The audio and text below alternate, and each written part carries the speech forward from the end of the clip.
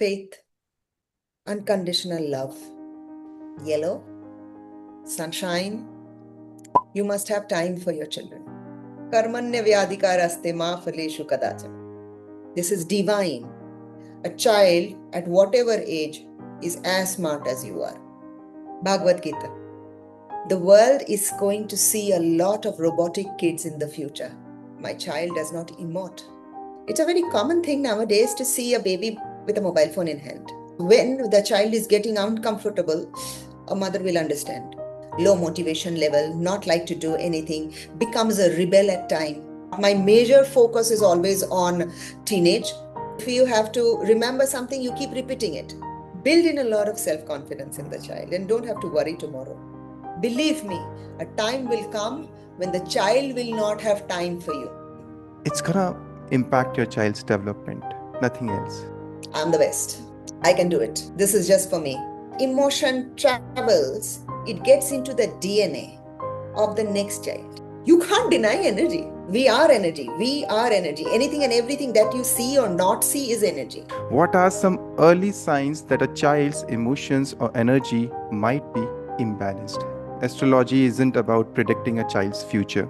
Forget you are a Marwari, Gujarati, Bengali, because there is somebody coming on earth who will bow to you. It's absolutely okay not to have a child.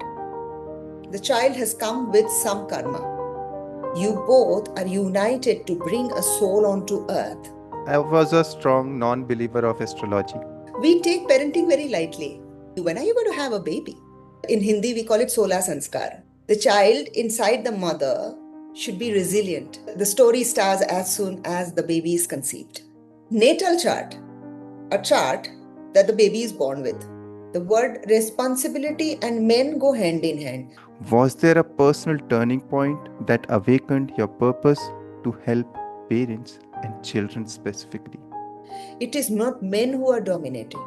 It is an idea that is dominating. Many parents unknowingly pass on emotional patterns from their own upbringing. I never got the chance to go to play somewhere. If you don't have one child, then you have the scope of being a mother to every child. We are Indians, this is our culture. Please bring this back to every child. You must read psychology. Life becomes much easier.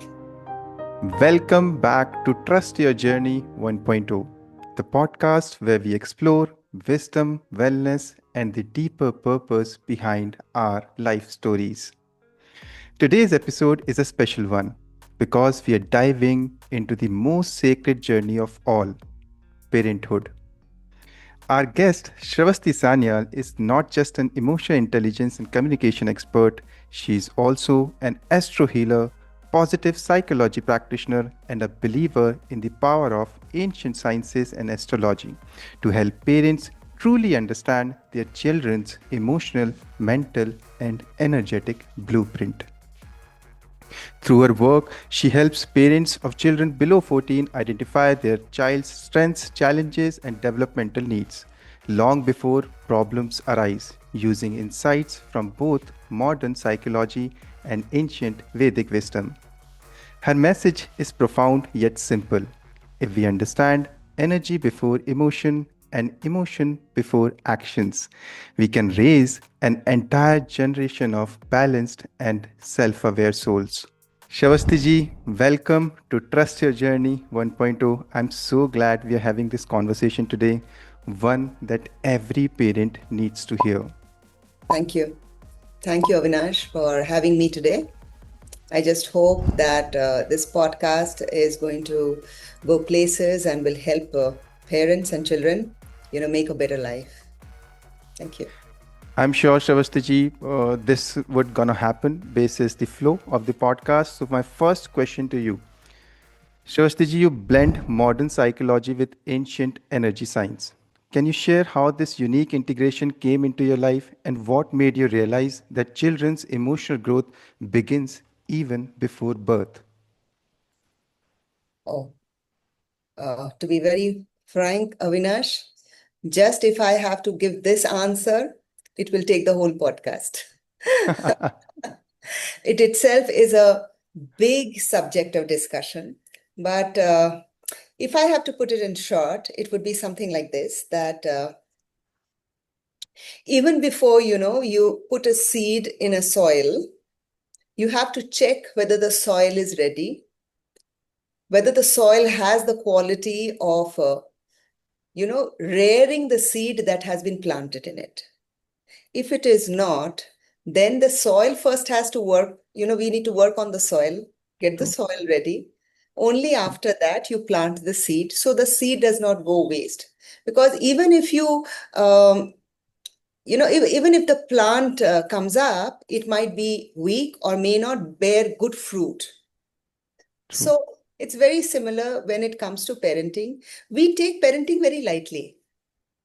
It is like our society sadly is, just as soon as you come of age, the family or the society longs to see you married.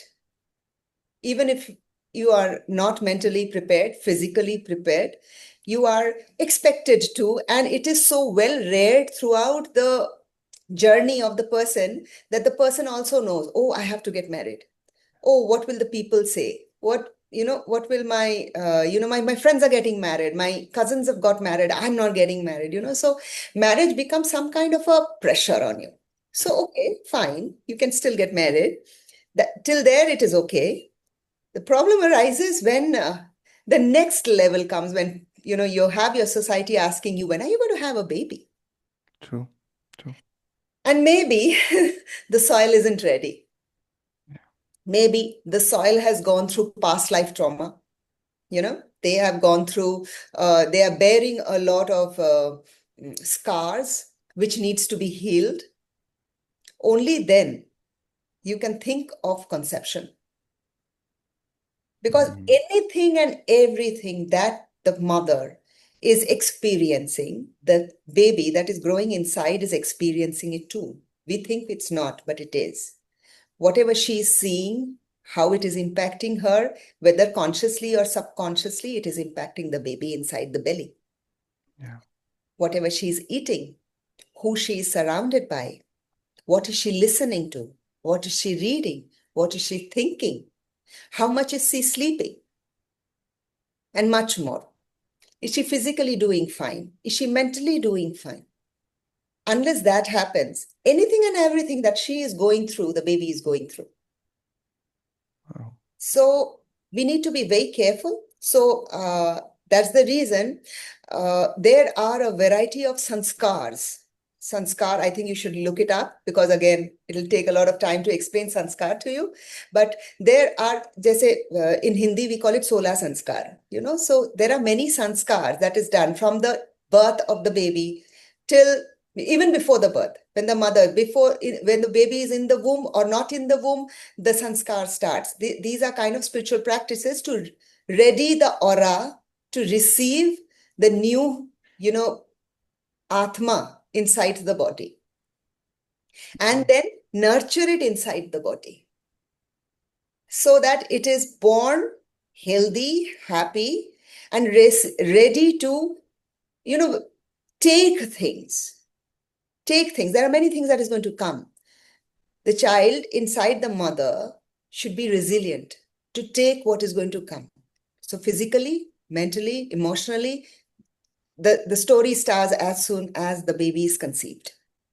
Yeah. So we can, keep this, and one day we can talk just on this point, and I can give a lot of pointers to the parents, what they can do and how they can go about, working on the womb sanskar.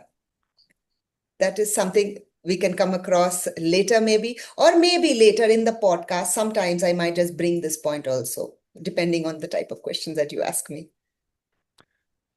I'm sure, Shravasti ji, things which you mentioned out here, that it's all the soil preparation has to be there first before the seeding. And that point must be resonated with all the audience out there, because everything has got an environment to Correct. build it, to grow it, and everything. And the Right. child is built in that environment only. So I'm sure this point is resonated, gets resonated, and if it's resonated, audience, mention in the comments that if this get resonated with you. This leads to me to my another question, Shravasti ji, because you often mention that astrology isn't about predicting a child's future.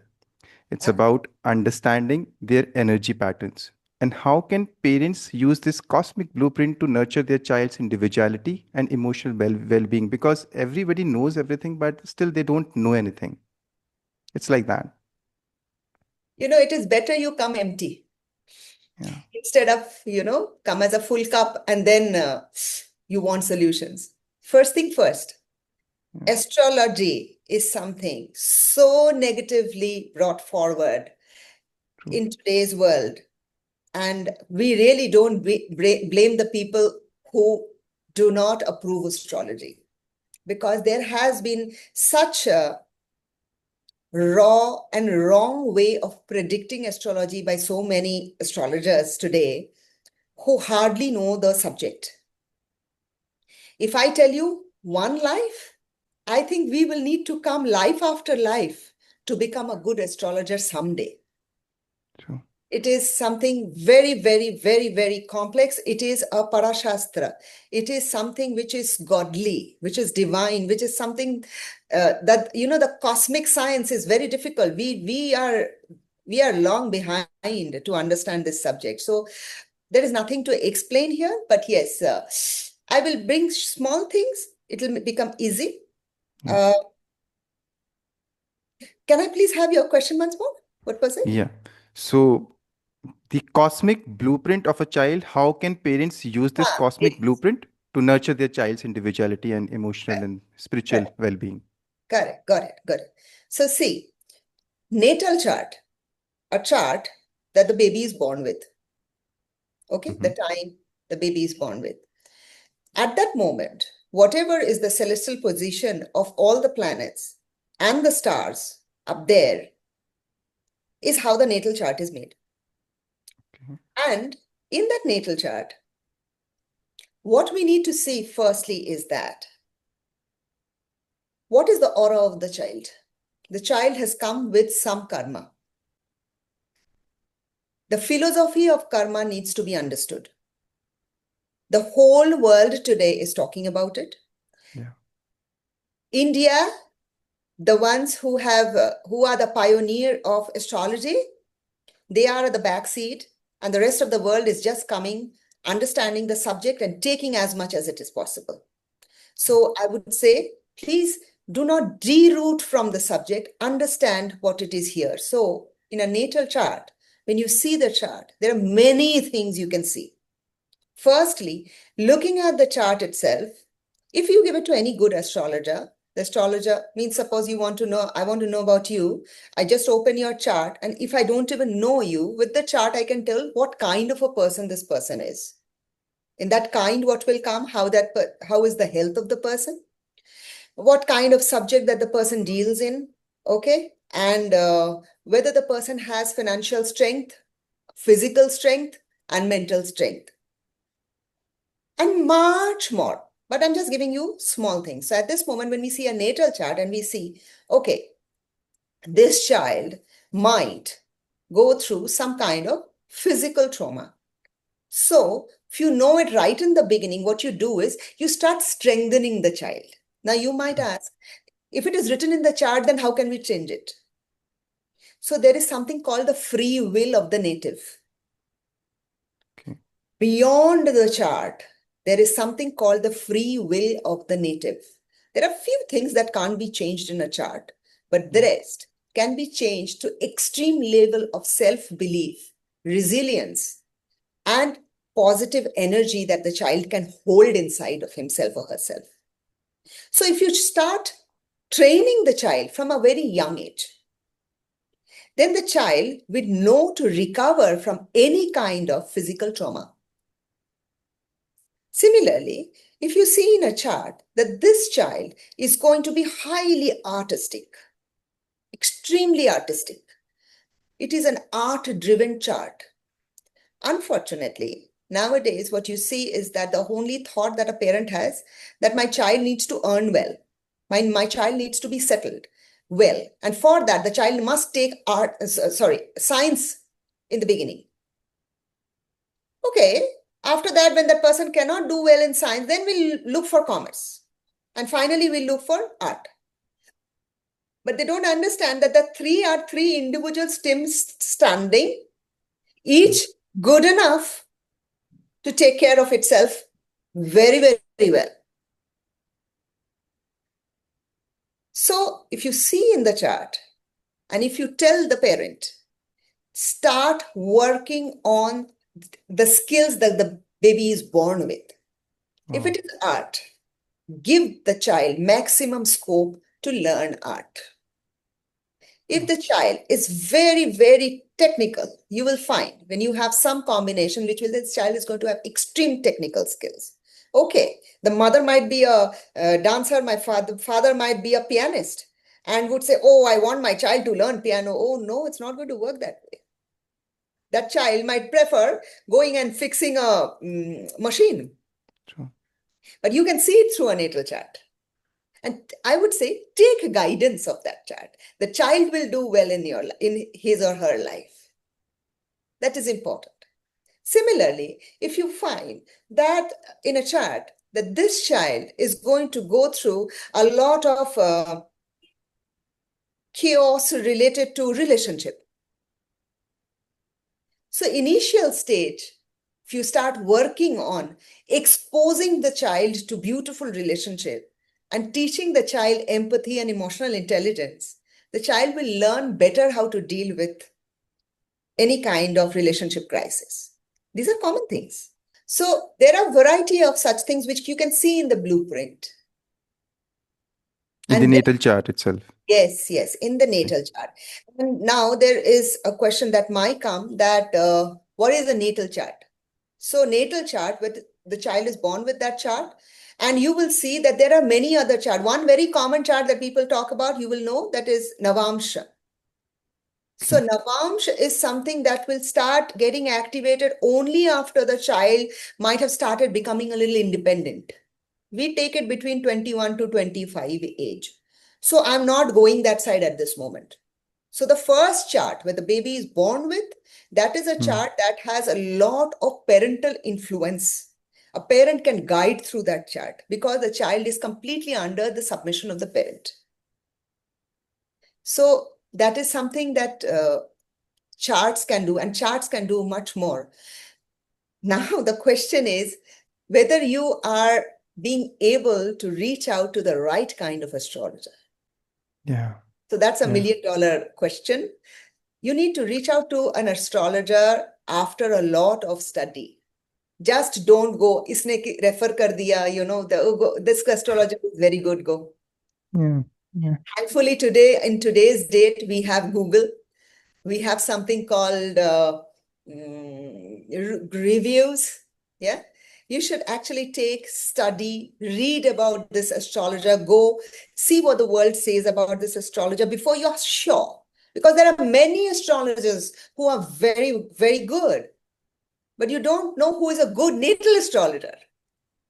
Every astrologer has a skill. And maybe that is again some kind of a universal blessing. That if I am good with natal astrology, maybe I have come with that blessing. Somebody might be very good with predicting, what do I call, celestial situation. That's why they are called geo-astrologers. Okay, yeah, or maybe you can have political astrologers. So they have come with that. They know how to predict that part. Every prediction of one astrologer, very rare, very, very rare. These are very godly subjects. Not everybody has caliber of giving you the pinpoint answer. But yes, there are great astrologers too in India. We just have to charge your energies enough to attract those astrologers to your side. We can talk about that later.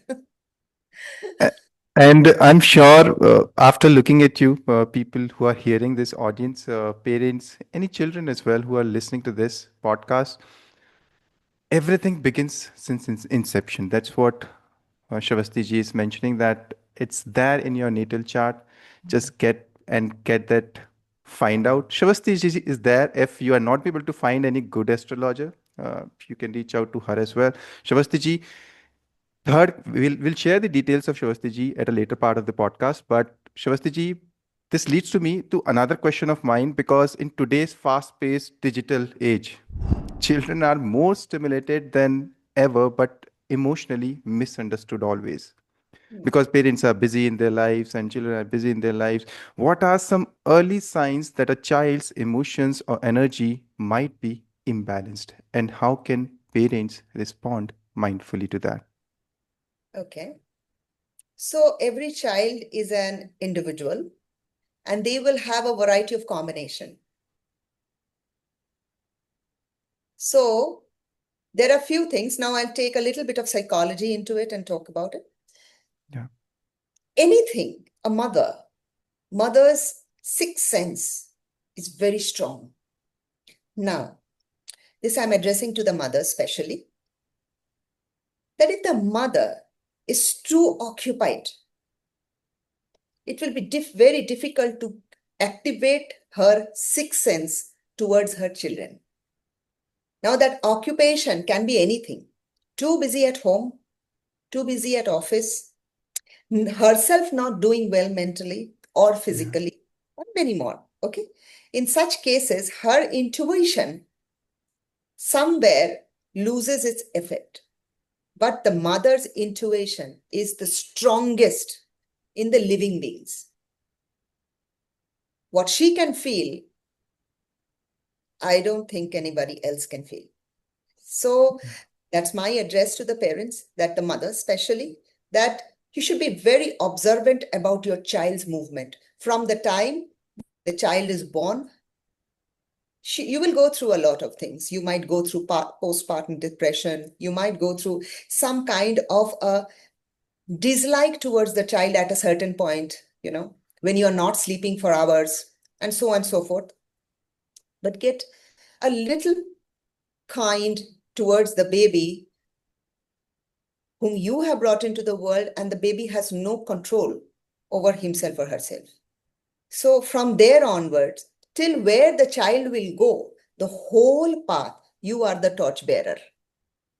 And you being the torchbearer, if you don't focus on the baby, then it is going to become very, what do I say, unkind towards the child, unfair.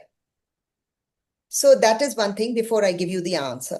Now, there are many things that you will notice. Primarily, the physical part of it, sleeping pattern, a very, very disturbed sleeping pattern. Too much of sleep, no sleep at all, extremely cranky, and then eating pattern. Either continuously putting something in the mouth, either not eating at all. There can be variety. I'm just giving you one or two. There can be so many permutation and combinations of these things. Okay. True. Then there can be fear from other people, withdrawal from other people. It can be withdrawal from anybody. Be very focused, very, very sure that, this child is safe. Otherwise, also they tend to get, a little uncomfortable. So when the child is getting uncomfortable, a mother will understand. Now, one more thing that you will notice is that if the child has an elder child, and this child is growing up now, and the elder child might be this calm, quiet, nice. So what happens is that, and the younger one is the naughty one, or vice versa, whatever. In both the cases, if the parent is ridiculing one in front of the other or continuously comparing, the resilience of the child starts slowing down. I was just, I'd been to meet somebody today, and we were just discussing this point that, it is just like, if you're continuously telling your child, look at your brother, he did so well and you can't do it, tere se kuch nahi hoga, you will not be able to do anything. You are a loser or whatever. And if it is coming from the mother or from the father, believe me, it is just like, wo kehte hain na, patthar ki lakeer. It is written and is not going to be erased from the child's mind. It will be impossible. So when such things happen, the child starts changing its behavior, and it will start showing low motivation level, not like to do anything, becomes a rebel at time, will start, and eventually many things can happen. The child might, stop scoring, stop studying, make bad friends, eventually go and start having, substance abuse or any other thing, sexual abuse. They can become abusers. Yeah. So we have to be very careful of how the child is behaving. If the child is shutting the door before teenage, then there is something to worry. During teenage, it's a different story altogether. That itself is something that if ever I get a chance, I would want you all to please make another pod just concentrating on the age of puberty, starting from might be somewhere around 11, 12, and going all the way to 19, 20. This is a very, very critical age, but it is also a part of the natal. So I focus a lot on this part. My major focus is always on teenage, because this is the time when the child is getting prepared. Everything is, she's preparing or he's preparing for the world. Yeah. And what is he preparing with? With what material he has collected in the last 12, 13 years. So whatever ingredients that the person has collected from the time of birth till the teenage is what the child is going to start cooking for the coming 10 years to become what that person will become by the time she or he is 23. True. So we have to be very careful what you're feeding. Everything you're feeding, it is going into the subconscious. As soon as it is going into the subconscious, it is going to stay there for life now. It's going nowhere. As soon as you start repeating, there is a science, we all know that if you have to remember something, you keep repeating it. Yeah. Because we don't remember it, our subconscious remembers it. And when you're repeating continuously, you are bad, you're not being able to do anything, you're good for nothing, or whatever, somebody's better than you, this gets imprinted and will stay for life. Tomorrow, when you will not be there, you will not even leave your child with a crutch. So that is something that we need to focus on more. Shravasti ji, these insights are like eye-opening for me as well, because I was a strong non-believer of astrology. I'll be honest about it. Because of one single fact, I just believe that life is all about taking actions. Correct. But as soon as I got entered into this field of coaching and all the consulting world, I realized one deep pattern, that whatever are there in our stars, in our basis, the astrology, that's what we are meant to do. And that's what we are doing as well. And the free will, which you mentioned about that the free will, if it's there, then only things shape up magically. Yes. And I'm sure all the audience out there, the mothers, even men's as well, even fathers, because it's a responsibility of both the parents for the development of their child, because the child is your future. That's going to take your generations forward. So if you're not taking mindfully these steps, which Shavastiji mentioned, it's going to impact your child's development, nothing else, because everything is seeding. And if you understand this, just mention in the comments too. Shavasti ji, this leads to me to another question of mine, because you have always mentioned that healing starts before conception. And that's a powerful idea to hear for people who are listening, right? But it looks powerful by hearing, but is it actually true? Because I just live in a world wherein everything is actions, right? And I want to ask this question from my side too. Can you explain how a mother's emotional, mental, and energetic state influences the soul that's about to enter her womb? Okay. So, have you noticed something? Let's once again keep astrology aside and let's Yeah, just talk practically.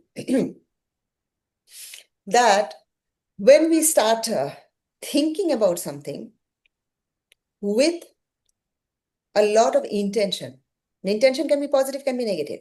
true. Yeah, it will happen. For example, I will get late today.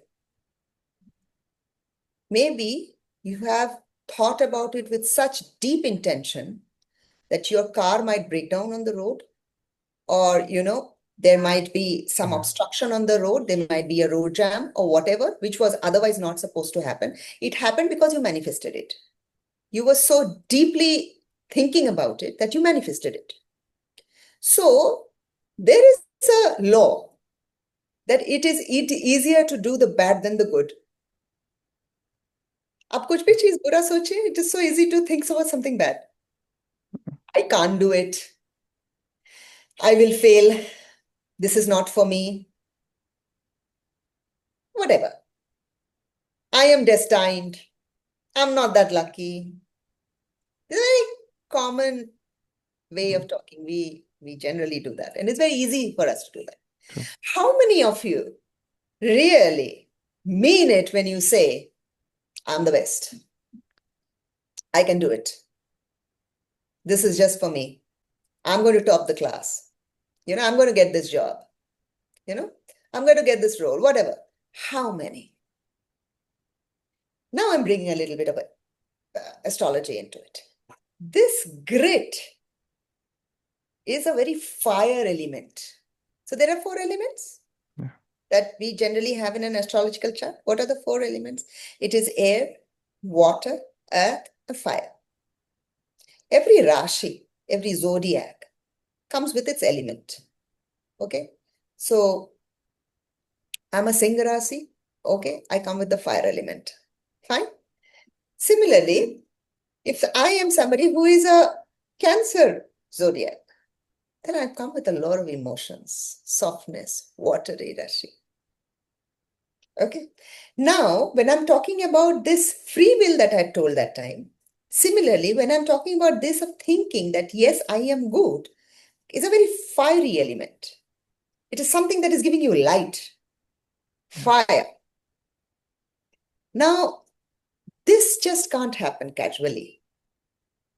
This can only happen when your fire is balanced in your chart. For example, if you have, for example, Mars and Sun are the fiery elements of your planets of your chart, right? So if your Mars is in a water sign, suppose Cancer, तो क्या हुआ? आग पानी में चला गया. क्या नहीं होगा? Grit. A person will miss grit. There is where you will have to work 5 times, 10 times more, put in effort for a free will, because you'll become a very emotional person.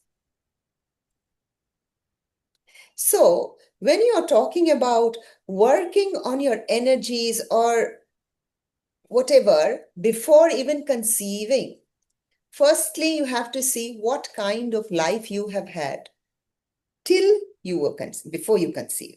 Till then, for example, you're conceiving at 25, 30. 30 is a good age for now. So till 30 years, what kind of a life have you had? Now, the person who has nurtured you, maybe a mother, if I am to focus on, what kind of life did she have? Now her mother nurtured her for some many years, some decades. What kind of life had she had? This is all generational trauma.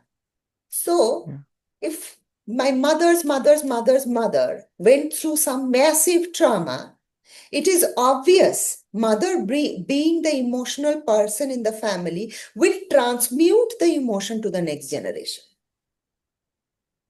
Every family has these elements there. You will see whether it is emotion, whether it is the water, fire. You will find these kind of things around you, especially when it comes to emotion. That is the moon strength, the strength of the moon.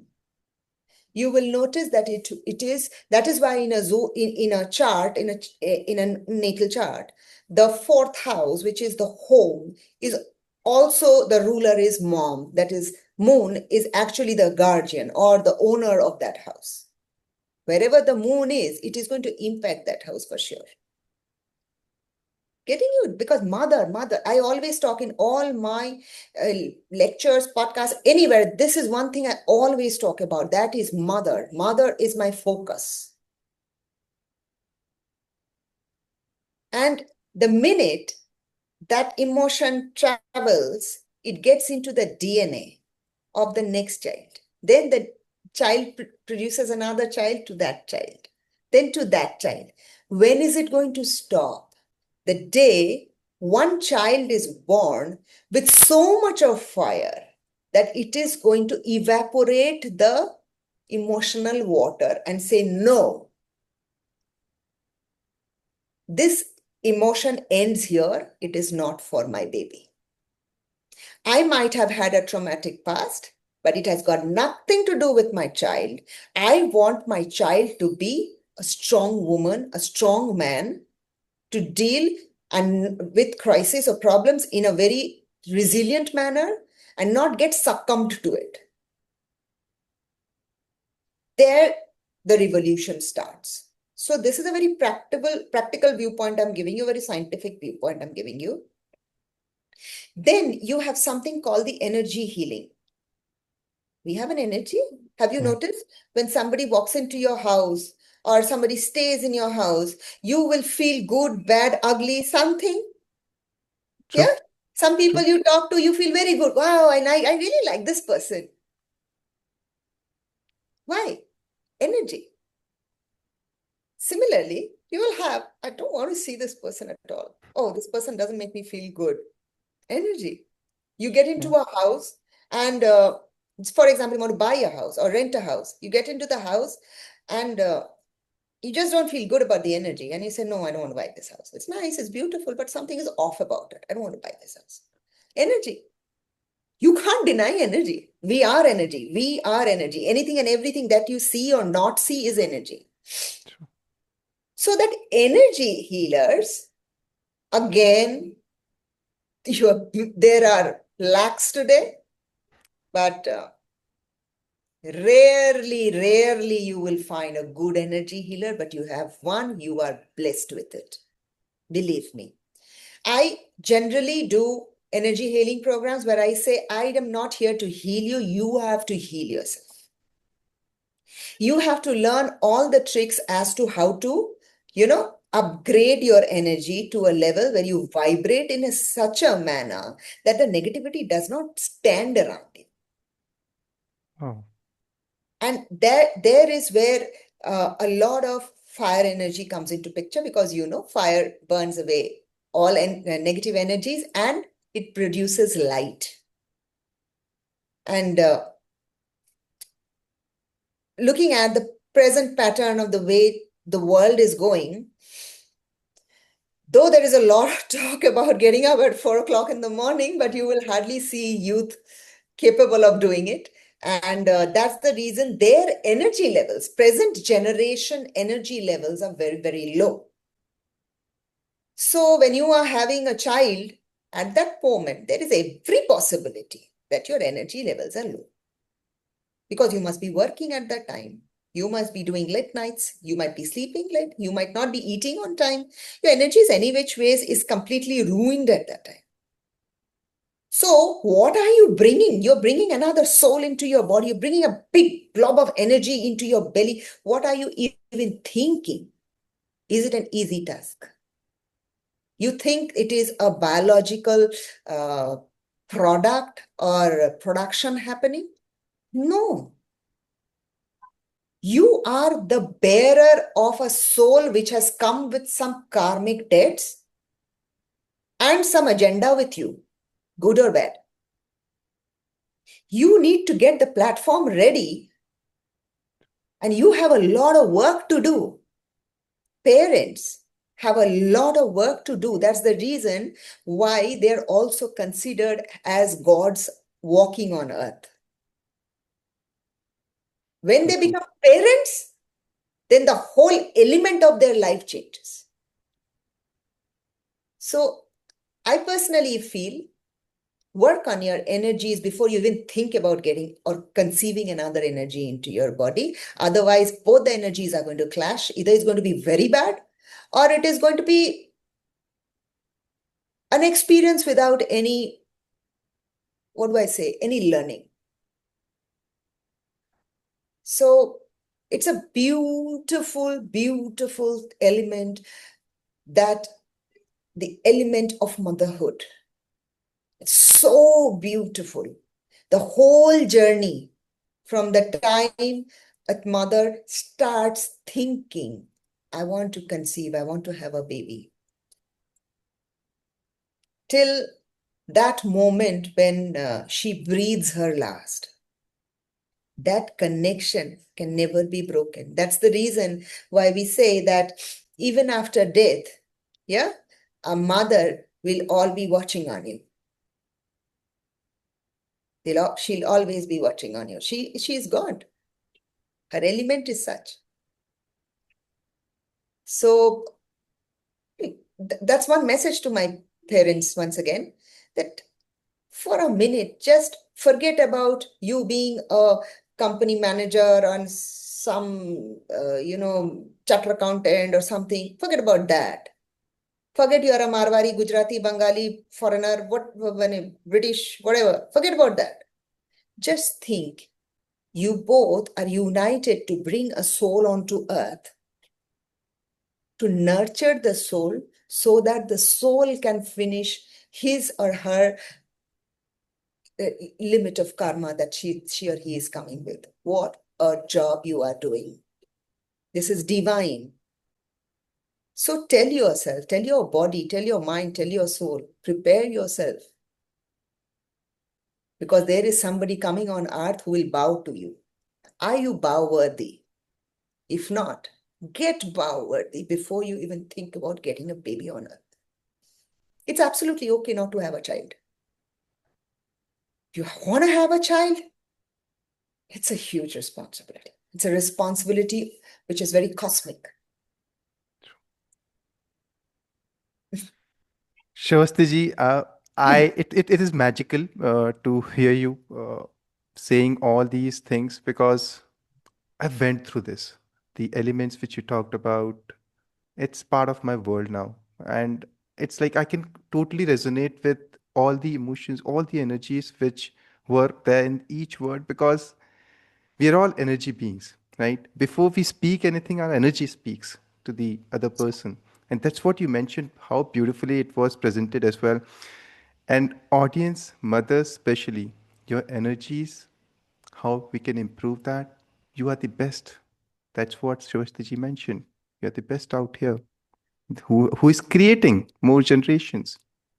So every parent, Shravasti ji, this leads to me another question of mine because it's like a magical thing for me, illuminating thing for me as well to hear all these things because I've been experiencing multiple things in my life, but it's all about knowing more about it, like how we can connect the dots. I would say like how to connect those dots. I'm able to see the picture, I'm able to see everything like in energy level, but it's like I'm not be able to figure out those dots, like how to name those dots, what are those dots. So if a parent listening today wants to begin raising a more emotionally intelligent and energetically aligned child, what are three simple daily practices you would recommend to them? Just simple three practices, they like it, To the which is child? not overwhelming as well for them and they can incorporate in their daily lives. You're saying to the child or to the, for the children? Yes, if every parent, it's for the parent who are listening, if they want to begin their raising a more emotionally intelligent child, like energetically aligned child. We're talking about energies, right? Everything is energy. We are bringing life, if we have brought a life on this planet, on this planet earth. What are three simple daily practices which you would recommend to every parent out here who's listening? I want to recommend them to the parents first. Wow, it's all karma, it's all cycle, Absolutely. it's all cycle. First thing is that what you want your child to do is something that you will have to do first. It's something that we don't notice so much. That first thought is that you need to bring up an emotionally intelligent child. In today's world of what do I call technology, data, AI, artificial world, to bring something which is very emotionally human is a big challenge. And we all are slaves of our mobile phones, of our computers. And in present generation, it is really difficult to not do without it. It is, sorry, to do without it. We can't do without it. But how is it that we are going to deal with it when it comes to our children?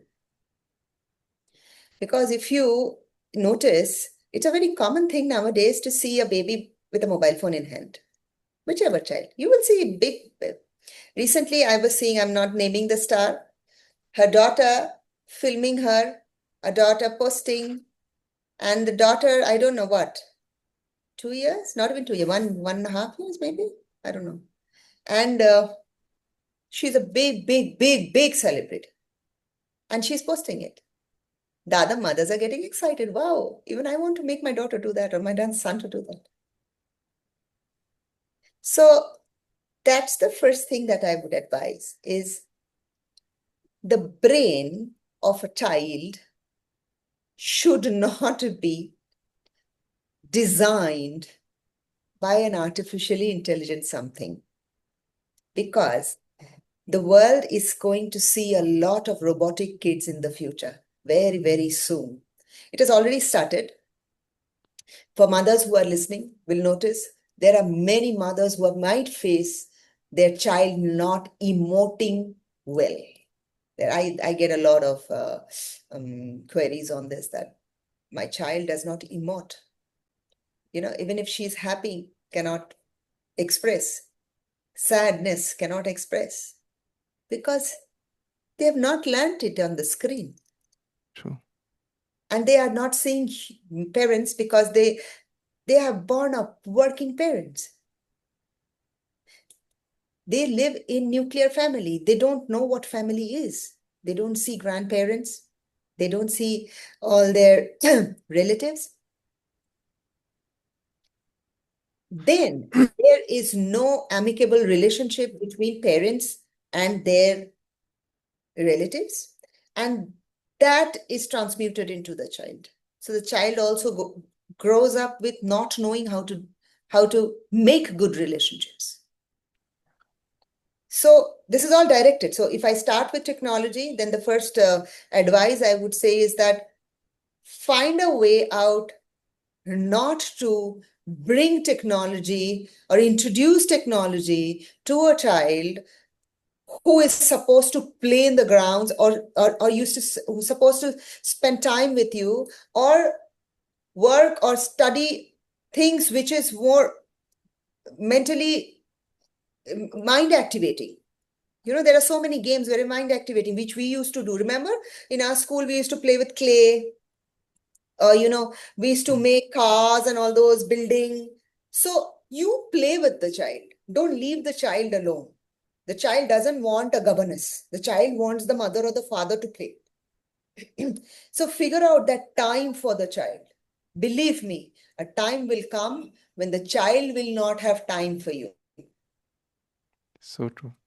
So give time to your child, and I can promise you, the child will always have time for you.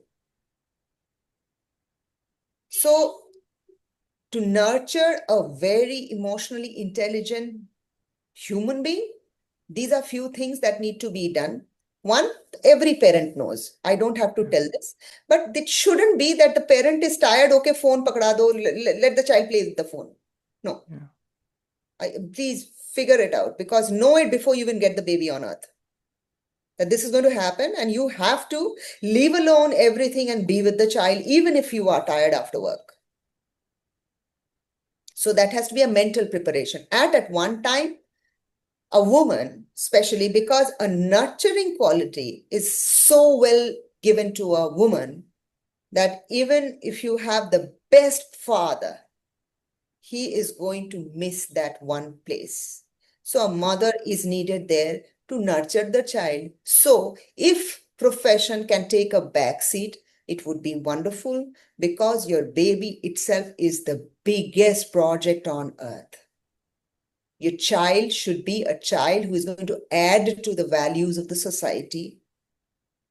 And your child needs to be a happy kid.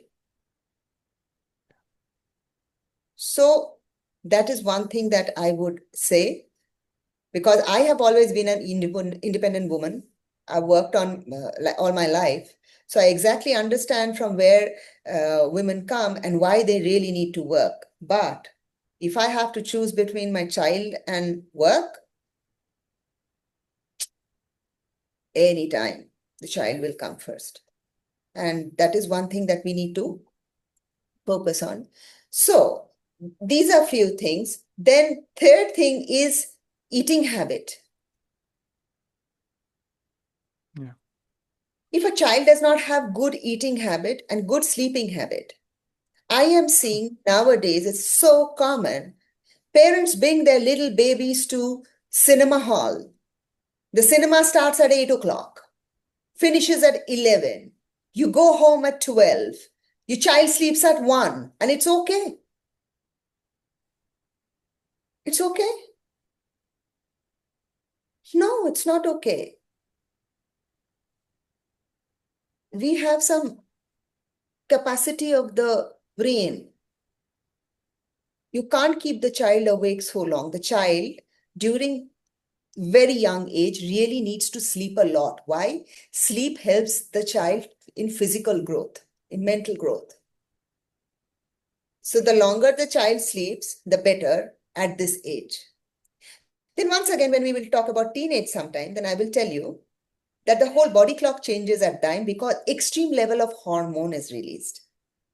So the hormone release will also keep the child so active. There is every possibility that the child will sleep less at night, and then it'll take a lot of time for the child to go to sleep. But this age, with a younger age, till about 10 years, child should really sleep well, eat well. Nutritious food, a whole program on nutrition of a child. You should bring, conduct, so the parents know about it. Why? Because I can understand in today's rush world, there are many things that the parents miss. But if there is a guidance given to them, they find value in it and they start working towards it. So that is one thing that we need to see. Don't just because your child asks for it, don't give a chips packet. Read behind the chip. You are an educated mother. Read what is written, what is there inside the packet is written there with all the chemicals written there. Do you really want your child to have a chemical packet? If not, don't give it. Every baby I find with a hand of Coca-Cola, do you know what is there in Coca-Cola? So these are things that I feel, if you don't really feel for it, it's very difficult. You can't have Coca-Cola in front of your child is seeing it. You can't drink in front of your child is seeing it. You can't smoke in front of your child is learning it. Okay, so this is okay. This Papa does, I can do it. Mom does, I can do it. So if you want the child to be good, once again, going back to that it is all starts with the parents. So that is one thing that we need to. So give a lot of time to your child. Take away technology from the child. See that your child sleeps on times and gets up on time and eats a nutritious meal. And the fifth thing, which is very important, for that, if need be, hire a coach. That is important. I don't know if I'm indirectly mentioning me, but no, anybody who is a coach. Your child needs to be introduced to all possible ways of aligning itself to its own spiritual being. That is, from a very small age, if the child is a mindfulness practitioner, from a very tiny age, The child learns meditation. The child understands what are chakras. Child understands what is happening inside the body when food goes in. What happens when the person thinks positive, what happens when the person thinks negative, how I need to stretch my body so that my body feels more energetic, pranayama, everything. I would personally say, we are Indians, this is our culture. Please bring this back to every child. Your child, again, is a precious, precious project. It is no less than a Kohinoor in your family to you. So bring the best to her, bring the best to him, so that they learn to bring the best to the next generation. है ना? What we say? When we were young, our mother did this, our father. So we will do that. So I'm telling the same thing to you. Don't say that, oh, my child does not listen to me. Or there are many ways to make your child listen to you. You'll have to find ways. Make a very beautiful relation, a beautiful connection between mother and child, father and child. A nice family, a strong family is all that you need. You really don't need to worry about focusing on one part of a child. The question that you had asked. There is no one part that you can focus on a child and say, okay, this needs to be taken care of. No, everything needs to be taken care of. When the child walks into the room, she should or he should feel seen. The mother, even if the mother is tired, sit with the child. What did you do in school? What did you do the whole day? And the child might be blabbering. Listen. Listen to the blabber. Might be very stupid blabbering, but listen. The more you listen to your child, the more you learn, the more the child starts confiding in you. Listen without judgment. If she has done something wrong, for example, I'll tell you a very common thing that as parents we tend to do. That is, suppose a child did something wrong, maybe broke a plate, a very expensive plate or something broke. At that moment, what is the behavior of the mother and the father is very, very important. It can make or break the child's, way of looking at things. So right at that moment, it is broken. The milk has been spilled. You can't bring it back into the bottle. You will have to accept as an adult something not so good has happened and I have to accept it first. Okay. Let go of the child at that moment and say, okay, let me clean it first. Don't hurt yourself. Ulta, behave just opposite than what she was expecting. Okay, you'll hurt yourself. Go. Don't come near. You'll hurt yourself. Did you hurt yourself? That's the first thing. Later on, when the child is in a very good mood or is not, at that moment, she is a complete panic. But when the child is calmed down and thing is fine, then talk to the child with a lot of love. That was an expensive thing. It broke. You didn't see it properly. You didn't give attention to it. Just imagine it is in our house. Tomorrow, if that would have happened in auntie's house, what would have happened? It would be so bad. We would feel so bad. They would feel so bad. And so on and so forth. Give examples, little examples. The child will understand what you should be doing next time. And the next time the child is holding a plate, you just say, little careful, baby, you might fall. Be careful. You'll have an idea why, because it's fallen once. But if it has not fallen and the child is holding a plate, it will fall, you will break it. Oh, no, don't do that. It doesn't work that way. Child will always know, okay, I'm holding something, I'm going to break it.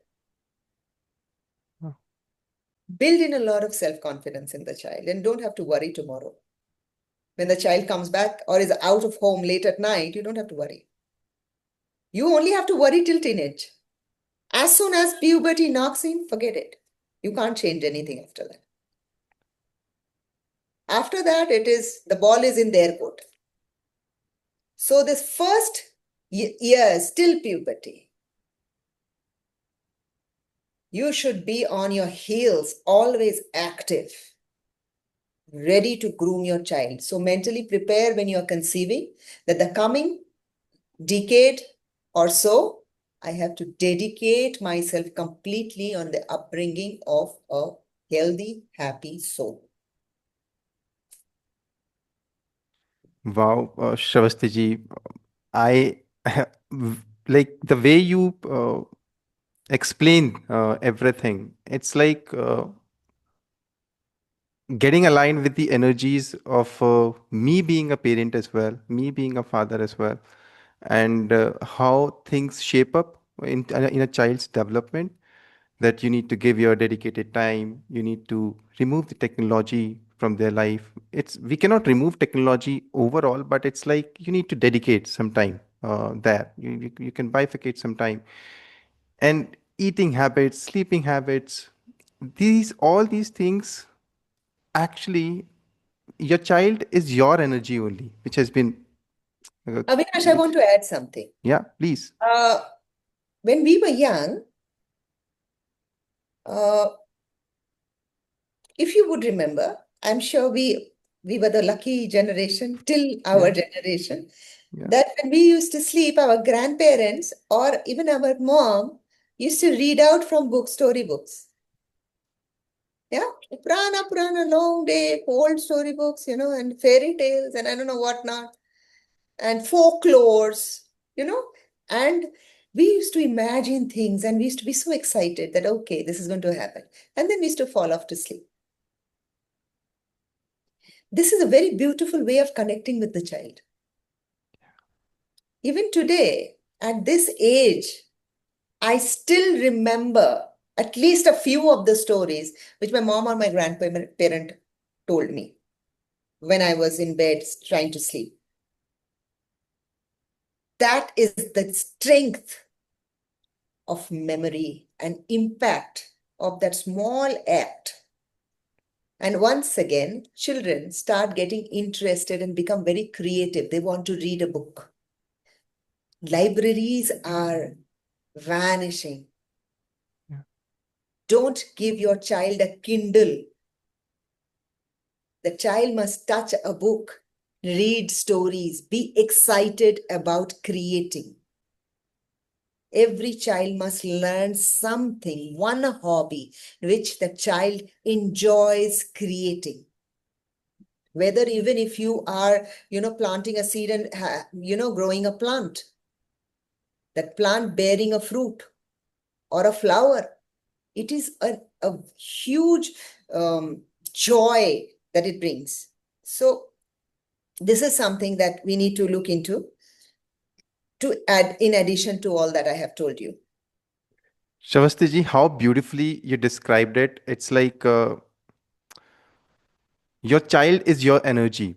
The thing which I was mentioning, that your child is your energy only, and if you want to see your energy, you need to reflect that to your child. Correct. So I would just summarize it just in that way, because you've already explained the science behind the spiritual side, the emotional side of everything, Mhm. how we can have an emotionally and energetically aligned child.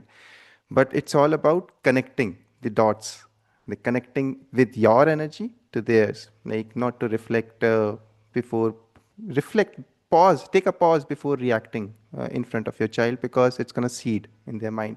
And you have described it beautifully, Shavasti ji. And this is such a sacred insight which you've given to all of us out here. And I can already imagine so many parents taking notes there. Mention in the comments as well. Now let's shift gears, Shavasti ji, and get to know you on a more personal and fun note about your life, basically, because it's all about trusting your journey, how people can trust their journeys basis your journey. So our rapid fire round, this is the section 2 of our podcast. Okay. Shavasti ji, are you ready for the rapid fire round? Okay. Fine. Tell me. All right. My first question to you, Shavasti ji, one word that defines conscious parenting. Unconditional love. Wow. Parents' unconditional love, that is what is parenting is all about. think about your parents. That's what Shravastiji mentioned. Second question, Shravastiji, your go-to energy reset ritual. Please come again. Your go-to energy reset ritual. Like, what do you do? What's your ritual? How you are energetically aligned? Okay, so I'm a very spiritual person, you can say. So my go-to ritual is always that I take a salt bath in the morning, and after doing the salt bath, I sit in meditation. That's the way, Yeah. I would say, for all the living beings out here, because that's what we need to do for aligning our energies. Thank you so much, Savashtiji. Third question, morning mantra you live by, which you already mentioned, I would say. But No, still, I would want to know.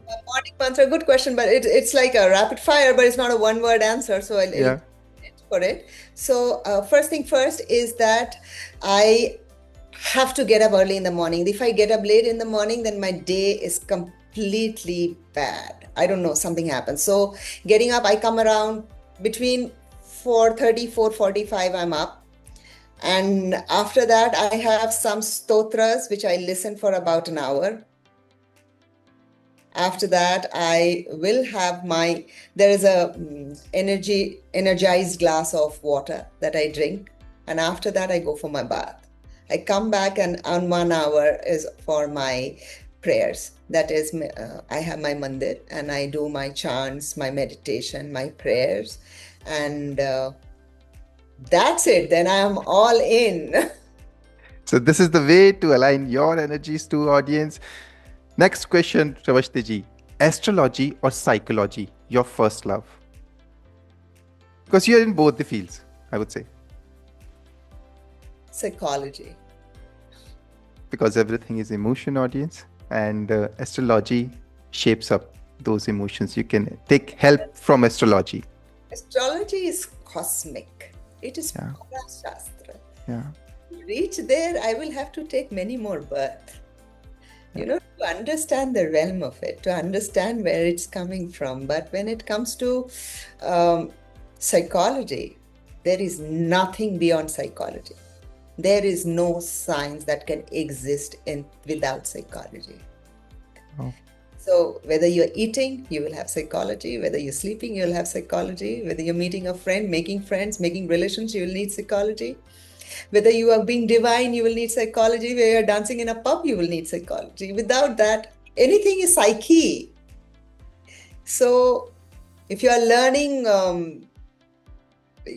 something to do with cosmic energy, I am sure there's some psychology behind it. Otherwise, why are you even learning it? So it's psychology anytime. I always tell my youth whom I am coaching that one subject must be psychology in your life. You must read psychology. Life becomes much easier. I'm sure it's all about psychology because everything is written in psychology, which has already been experienced from our so many ages, right? So many human beings have already passed. And this is what psychology teaches us, emotions. One book that shaped your spiritual journey, Shravastiji. Bhagavad Gita. Wow. Guys, I would recommend that, though I have not read it, but still I'm on that path of reading so many scriptures out there, but still do read that. And if you're reading that, do mention in the comments too. I want to add to it also that I am yet to read the Quran, but one day I will. I am having so many books to read that I don't know, I'm not being able to reach such a heavy, book to touch. But as much I have understood, I have read the Bhagavad Gita, I've read the Purans, I have read the Bible, I've read a good bit of the Vedas in snippets. All I find is that in a nutshell, you will find everything in Bhagavad Gita. Wow. For those who are not born as Sanatanis or Hindus, I would say read it for the sake of understanding what is in it, and you will understand that It is as there are many people who say Gita is very difficult. Yes, to some extent, at some stages it is, but majority of it's a guidebook for life. If you can take it inside of you, of course, it is better if you have a coach. Then I don't think so. Life will be that challenging as we think. That is so true. And Gita में बस एक ही चीज़ सिखाई गई है, कर्म करो, फल की इच्छा मत करो. So do your deeds and don't expect the fruits. It's part of the seeding which you need to do. Next question, Shravasti ji. Meditation or movement? I know, silly question from you, but I would still ask this question. Meditation or movement? What would you prefer? This is a very, very difficult answer. Why? Because psyche and soma both are equally important. So for psyche, you need meditation. For soma, you need physical activity. You can't just say, I'm going to meditate and not do physical activity. It's like Rahu and Ketu. Don't need both. Can't do without any. That's so true. So we need both. The most powerful parenting advice you have ever received. Like, you must have also learned these things. You must have also experienced these things from your life, right? So what is the most powerful parenting advice you have ever received or you learned in your life? I have just shared that with you. You must have time for your children. So make time, audience. That's the only way to connect with the energies, which are the children of your energies only. Next question, Shravasti ji. What emotion do you think parents suppress the most? They don't suppress emotion. They don't know when it is appropriate to share.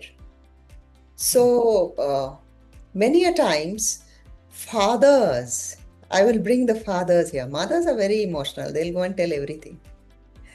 I have seen children become very close to their mothers at one time because they share.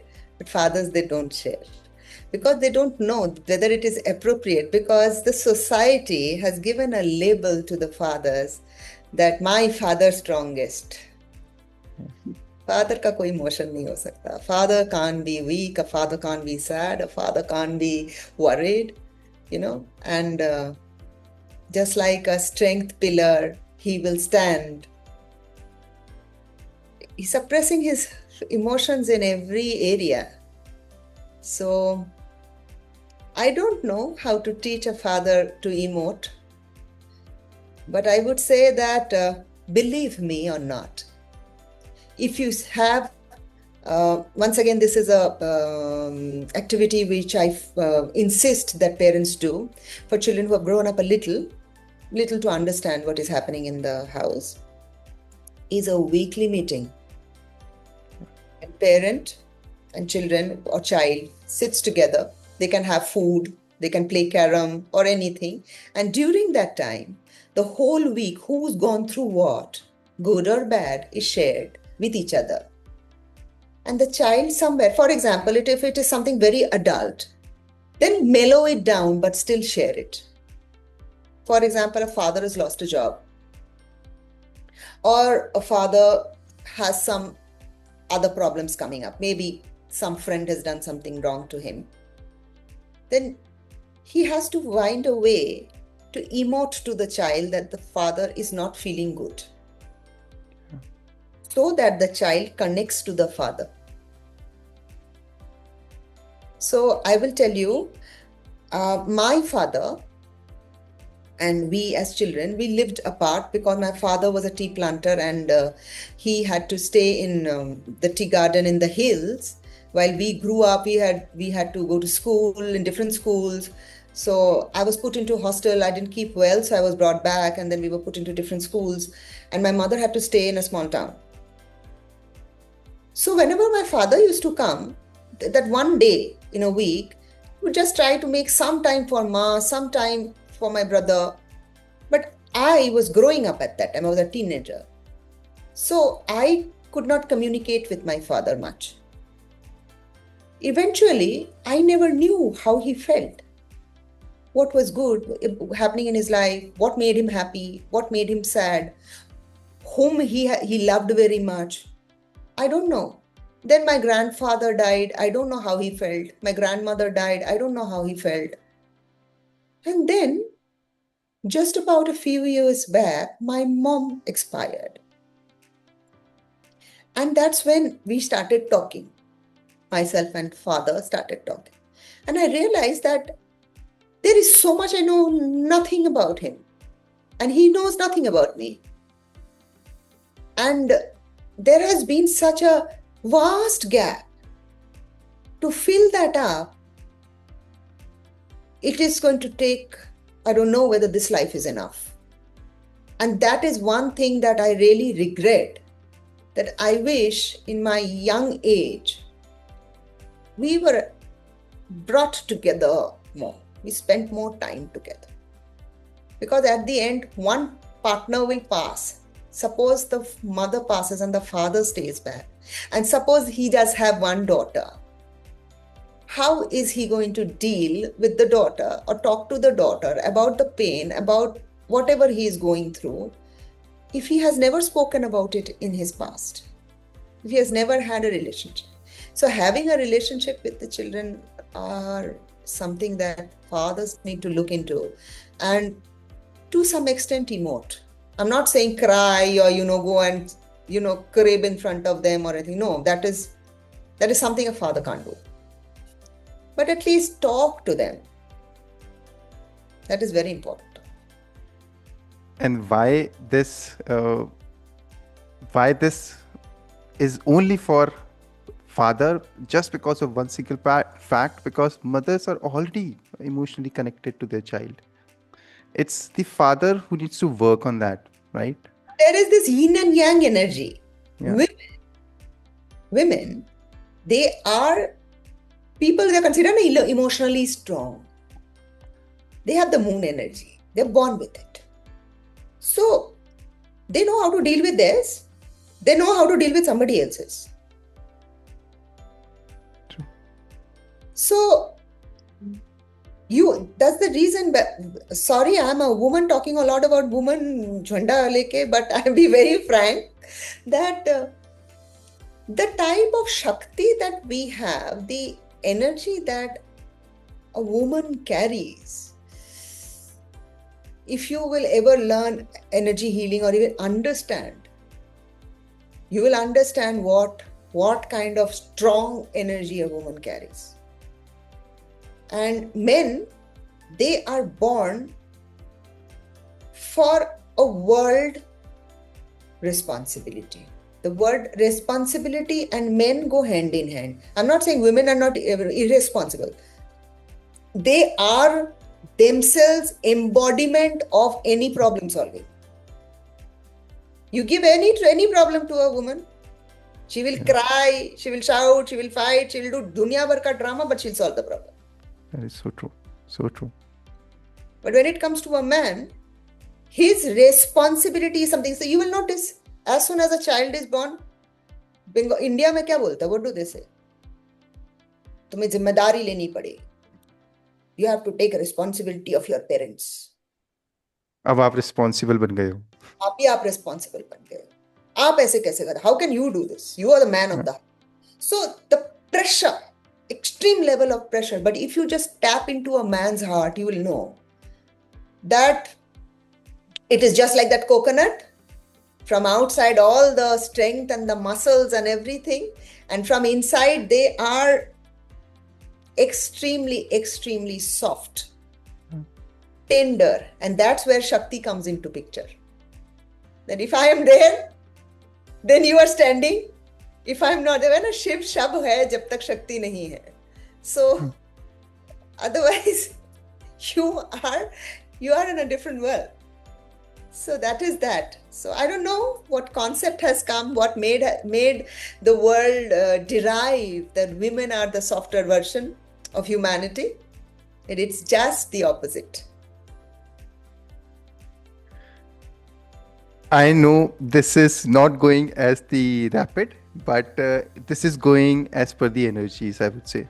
Yes. Because parents who are listening right now, fathers especially who are listening right now, who are looking at us right now, please understand, Expressing your emotions doesn't make you weak, it makes you strong. So please start expressing your emotions. That's what Shravasti mentioned. One sign a home has positive energy, Shravasti. Tell me Laugh, one sign. Laugh? laughter, Wow. joint Wow. laughter. And one more thing, if everybody eats together. And there can be multiple things, but it's all about finding happiness in everything you're doing in your life. Thank you so much, Sarvasti ji. Next question of this rapid fire round: if emotions were colors, which color describes joy for you? Yellow, sunshine. So Shravasti ji is all ignited with the sunshine energy as well. She is an aligned soul already. Shravasti ji, next question. A quote that keeps you centered on tough days. I'm sure you also must be going through your tough days many a times. It doesn't matter whether we are energetically aligned or not.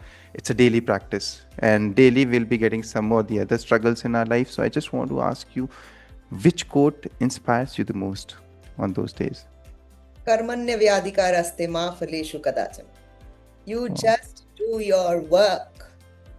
Just do your work. The minute you start thinking about the result, you are worried.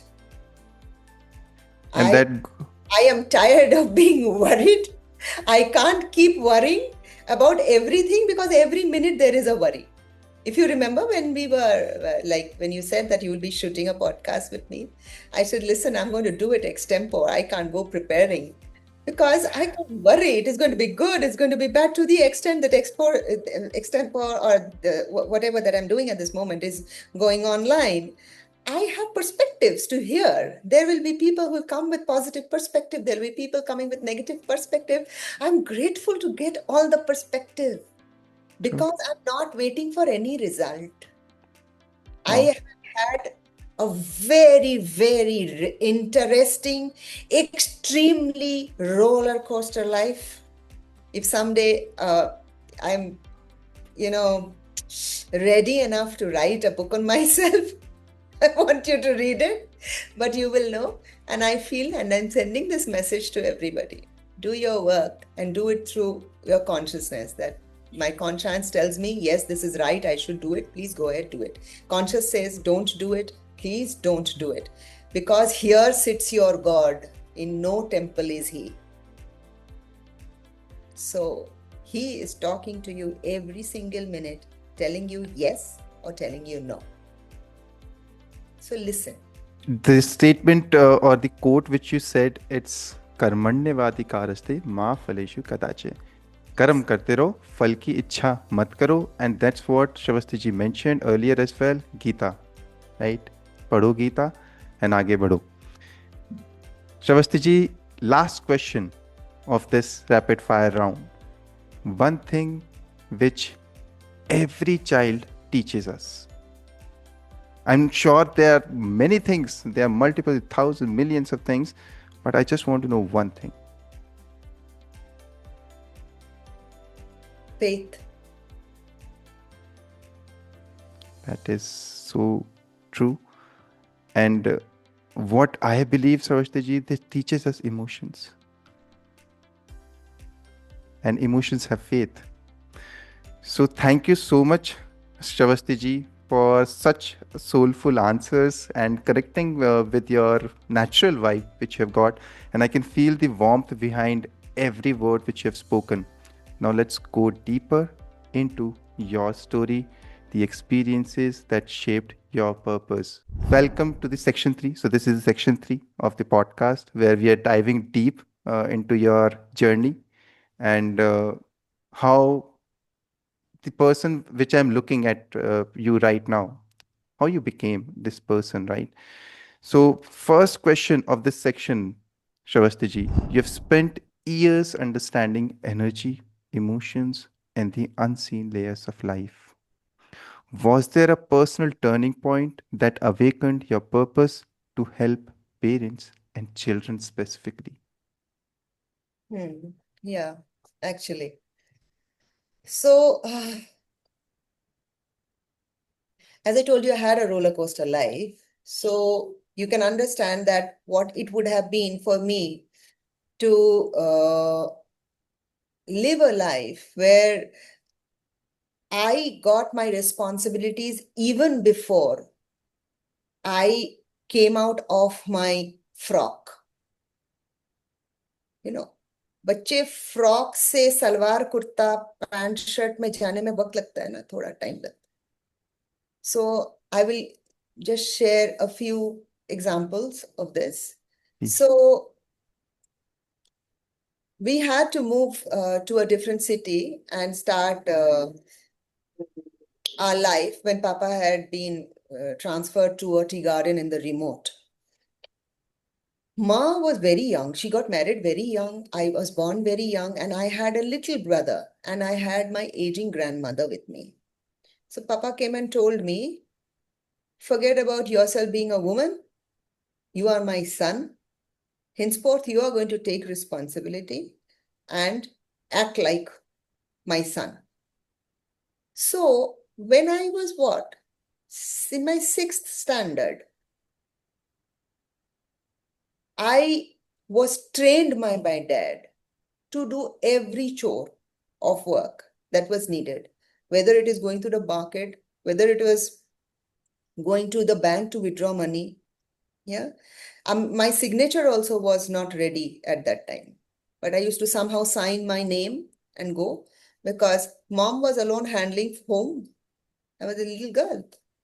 So I never got the chance to go to play somewhere. And slowly, slowly, I grew up and I grew up with a lot of responsibilities. My brother and myself, we have a difference of almost 8 years. So he was very little at that time. At this moment, I am a proud elder sister of a scientist. But Wow. when he was little, it was not possible for him to help me out. But my mother, single-handedly, I don't know, I don't have words of praises for the strength she has had to deal with 2 kids and a mother who was aging and stay alone in a city or sort of small town, you can say, and deal with every hassle alone because at that time there was no technology. And even if you have to call my dad, it is not always possible to get line through because he was almost in a jungle. So any crisis, we were on our own. Papa would only come on Sunday and go back on Monday. So that's the kind of life I had. And I realized that as a child, the way I should have been brought up, my mom didn't get the scope. My parents didn't get the scope to get us through that way. Similarly, when it comes to my brother, maybe even he would have some regrets when it comes to he wanted to play, he wanted to do other things which he loved doing. But mother couldn't take so many hassles at a go. So she said, no, just studies. And he did that brilliantly. And he made good of what he had done and what my mother had put in. But yes, looking at this, when I see, then I know what kids miss out in their childhood. They miss out many things if both the parents are not there. Then, if sometimes parents aren't available, or maybe any other, whether it's financial crisis, whether it is some emotional chaos, whether it is living your life with a sick parent, or maybe a mentally disturbed family member. So I've seen all of them. I've seen each and everything. And a child has to go through a lot. Why? Because it does not even know the human way of emoting what it is actually feeling. So just imagine in that chaos, if a girl is entering her puberty, how is she going to deal or how is she going to express what kind of hormonal upheaval is happening in the body and how she should be reacting? My mother was very sick. She had some a series of operations in her body. And in that condition, she used to stand early in the morning, cooking breakfast for us, packing our tiffins to school, everything, taking us to the doctor when we were sick, taking us to the tuitions when we needed to go to a tuition. Oh, she has done enough. So just like a single parent, you can say. And it is difficult. And that's how maybe I have become very, very empathetic towards towards children. And one more thing is that I myself have lost two kids. I could not give birth to children, and I had that huge vacuum inside of me, and that is a vacuum I think I'm going to die with, because that is. But then, yes, I am grateful. God has blessed me with so many. I remember my mom used to, console me when telling me is that Ramakrishna Dev, Paramhans, and Sharadama of Bengal. They were famous sages. So Sharadama once went and told Ramakrishna Dev that uh, you have never touched me. I will never have a child. You have taken up sainthood, celibacy. Then he blessed her because he was a saint. He blessed her and he said that you you will be tired of the word ma one day. You will have so many people who will come to you as your child. And today she is considered as ma. And she is the omnipresent mother in everybody's life, in Bengal especially. And we consider her to be Ma Kali herself. Ma herself. So Ma always used to say that if you don't have one child, then you have the scope of being a mother to every child. If you had one child, then you would have been the mother to that one child. Beautiful. So that is one thing why I have become so very attached, or I wouldn't say attached, but concerned. And my heart really goes out for children in whichever strata of the society. I would not say, okay, a less privileged child. No. Even if it was the who's who and that person had a child, my heart would completely go out for that child. There has been a lot of celebrity cases where their children have been in trouble. It was very, very disturbing for me. Very disturbing. And I feel that these little celebrity kids, if you would see how the paparazzis go behind them, clicking their photos, this is so unnerving and disturbing. So even when it goes to the higher strata also, there is a problem. Yeah. So yeah, that's why I am in this profession maybe. I'm sure, Shravasti ji, the journey which you have been, this is the reason why we are seeing a Shravasti which is energetically aligned today, and the losses which you have went through, these cannot be understood. And there are so many mothers out there who have went through the same losses. There's so many people who are out there who have went through the same journey which you have been onto, and this is the reason this transforms you, and your pain you have transformed into your purpose, and you're serving to the society, and that's the beauty of your journey. Shastri ji, many parents, though we have discussed these things in the uh, earlier part of the podcast, but I want to know at a deeper level, because many parents unknowingly pass on emotional patterns from their own upbringing. How can today's generation of parents break these cycles and raise emotionally free children? First thing is that do they recognize that they're having a pattern? Because if they don't recognize, they'll never be able to come out of it. For example, if I am recognizing that uh, I have a pattern in my family of not being able to acknowledge myself. Maybe just an example.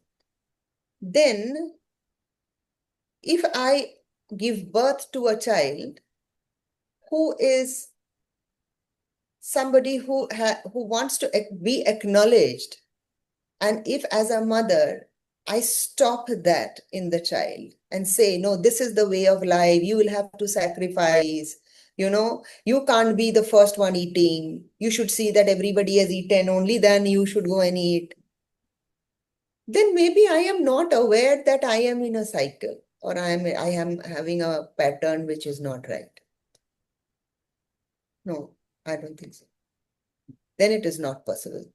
But if you know that, yes, I've done this all my life, my grandmother has done that all her life, my mom has done that all her life, I'll not let my child do it. That recognition has to come, that yes. And then you stop doing. Whether you are still doing it, maybe you are the last person eating, but you say, better, whenever you are hungry, please eat. You need to be full stomach before you feed somebody else. In a hungry stomach, you cannot feed hungry people. So, as simple as that.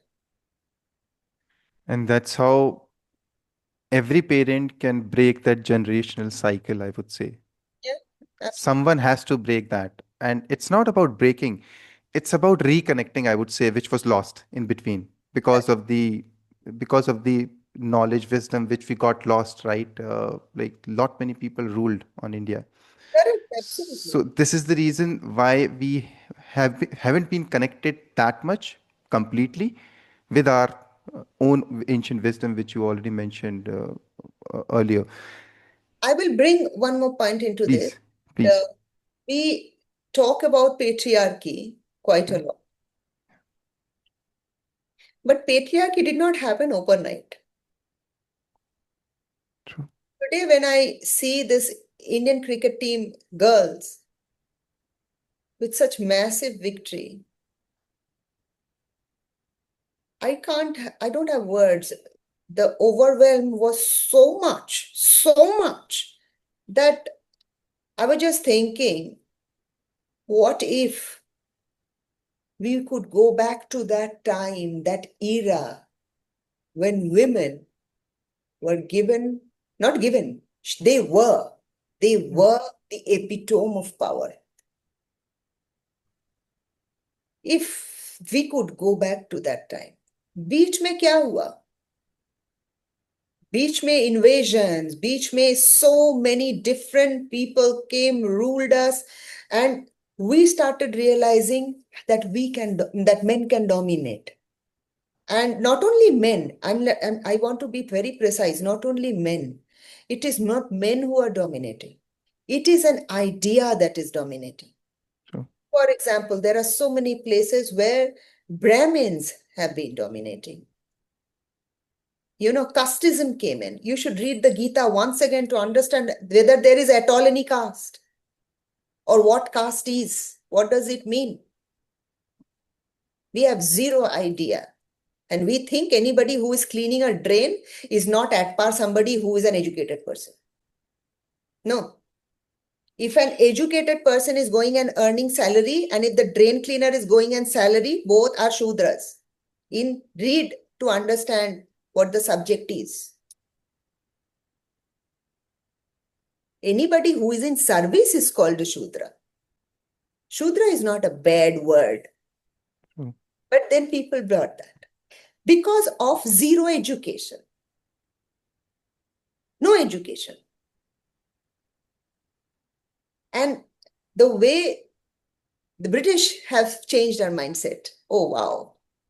That was the last nail in the coffin. So today we are really trying hard to unlearn. Maybe down the line in another century, maybe not. There's a possibility that we might change. But yes, we have to look into our own culture, read history. Read history. People don't read history. Nobody takes up archaeology these days. Nobody. Nobody takes up agriculture these days. Nobody wants to get into the root, into the soil. So that's a very sad part. They are all enjoying the artificial world so much. And how beautifully you put it through, because if anybody wants to raise an emotionally free children, they have to break that generational cycle, and that can only happen in this present moment. Yeah, Correct. you need to decide and accept the way you are, and that's how you beautifully described it, Shravastiji. It's all about setting the intentions. My last question from you, Shravastiji. Finally, if a if a parent or even a child is listening to us right now, who feels overwhelmed in their respective journeys, because everybody is going through a journey of their respective phases of their lives. And if they're feeling overwhelmed, confused, or disconnected from each other, child is getting disconnected from the parent is disconnected from the child. What's that one message from your heart you would want to share with them right now? Because everything is connection. So if any parent has the patience of going through the full podcast, because we've spoken a lot, but I feel that they will get mostly all the answers. Yeah. See, I'll tell you something. We are all dealing with some difficult time. Everybody, whether you are a child, whether you are a parent, anybody. The thing is that we have to look into the bigger picture. The bigger picture, if there is no clarity, then we will be that self-centered child or the self-centered parent who does not want to deal with the bigger picture. So sometimes I do suggest that it is good if you can go for relationship counseling between parent and child. That's a nice thing to do. And I personally work around ACT, that is acceptance and commitment therapy. It is very close to CBT, cognitive behavioral therapy, very close to that. But I prefer doing the ACT. And that works wonderfully and can really match the energies back and get them together. The only problem is that India has never publicized mental health. They feel that just like astrology is a hoax, mental health is a hoax. वो देव मैंने कितना वैसे reel देखा हुआ है, कुछ मेरे को प्रॉब्लम है, दो चाटा मारेंगे ठीक हो जाएगा. वैसे दो चाटा मार मार के ही हमारे साथ दिमाग खराब हो गया है. If every time, because the Britishers have said, spare the rod and spoil the child, corporal punishment in our times was the only medicine. You're not going by the order, do thappad. So I feel that you should start taking this just like you all do regular medical tests. We do, no? Regular medical tests. Sometimes we go to a doctor and get our full body checked. Let's see, invest on a good psychologist, a counselor, and figure out whether there is something that needs to be dealt with. Because there are many stages of it. I'm a counselor. Yeah. Then there are psychologists and there are psychiatrists. So my world is different. We work around talk therapy mostly. And that works good if you're not having major mental health issues. But if like a counselor can say, they can diagnose whether you have a mental health issue or not. If you have a mental health issue, then you will be sent to stipulated doctors who can take care of the thing through medicine or treatments. But that is one thing, because it is not nice to, stay away from child for a very long period. And one more thing is that during teenage, if my parents are listening, during teenage, you have to accept this thing that there will be a lot of behavioral changes in your child. Some you can meet midway, some you will have to accept. The ones you can meet midway, that can only happen through subtle behavioral changes. But if you are like overtly, loving to your child all of a sudden, overtly interested in your child all of a sudden, then your child will completely shut door in front of you. So believe me, a child at whatever age is as smart as you are. So don't try to fake in front of a child. Don't try to be, don't try to baby them. Rather talk to them at par your energies as an adult. They will appreciate that more. They don't like to be treated like kids. So once that happens, more or less things are sorted. I would still again insist that wherever you are, if you can get a reference of a good psychologist or counselor, and if you think that there is some issue which you really want to settle, then at least you can take one advice. That advice may work. And you have beautifully described this, because everybody thinks that mental health is a taboo in the society. That if somebody is going through some trauma, some healing requirements, they think that it's a taboo, that these things are not to be told in public, these are not to be shared publicly. But the more you share it publicly, the more ignited the society would be, I would say.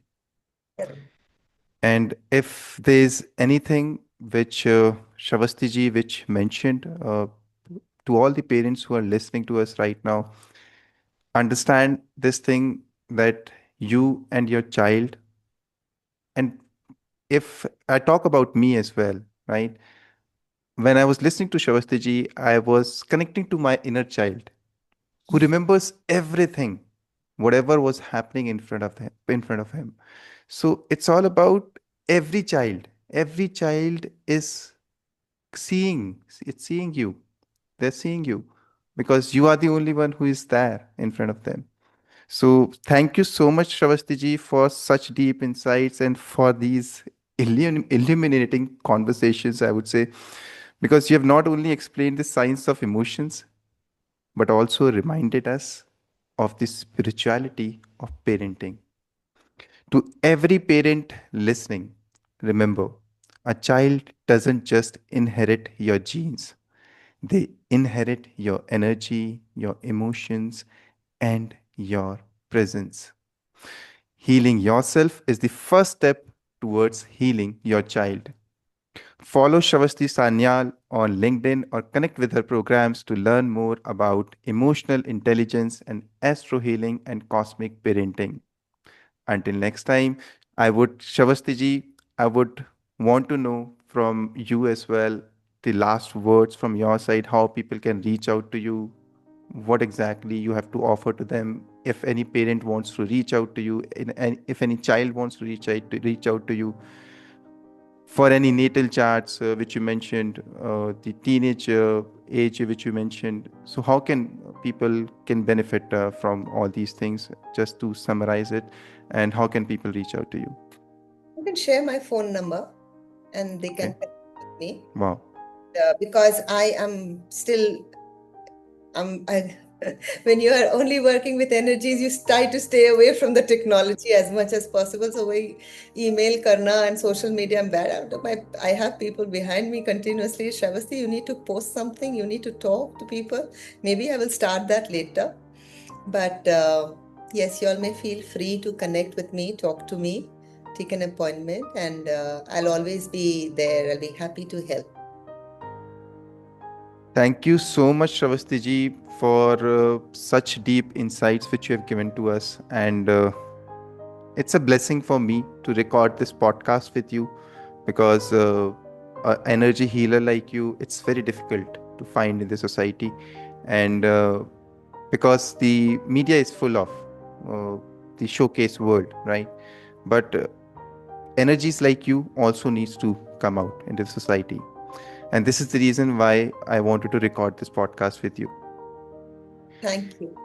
So until next time, audience, nurture your energy, honor your emotions, and always, always, always trust your journey. I'll share the contact details of Shravasti ji in the description below. Take care of yourself.